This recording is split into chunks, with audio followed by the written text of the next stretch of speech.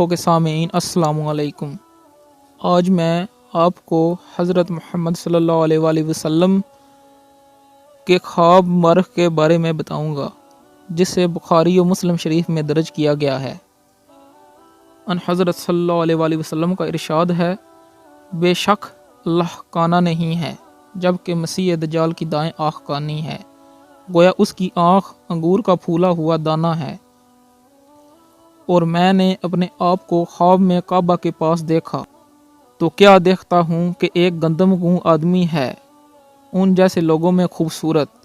उसके बाल दोनों मुंडों के दरमियान लटक रहे हैं, उसके बाल घुंघराले हैं, सर से पानी के कतरे टपक रहे हैं। दो मर्दों के कंधे पर अपने दोनों हाथ रखे हुए काबा का तवाफ कर रहे हैं। मैंने पूछा, ये कौन है? तो कहा गया, ये मसीह इब्ने मरियम है। फिर मैंने घुंघराले बालों वाला एक दूसरा शख्स देखा, उनके पीछे। उसकी दाएं आँख कानी थी। मेरे देखे हुए लोगों में वो इब्ने कतन के ज़्यादा मुशाबे था। एक दूसरे शख्स के कंधों पर अपने हाथ रखे हुए बैतुल्लाह का तवाफ कर रहा था। मैंने पूछा, ये कौन है? कहा गया, ये मसीह दज्जाल है।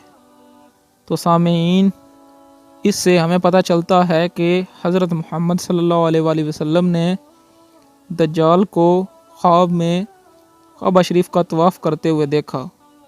बेशक हिकमत अल्लाह और उसका रसूल बेहतर जानते हैं। बराए मेहरबानी मेरे चैनल को सब्सक्राइब कर दें और इंशाअल्लाह अज़्ज़ा वजल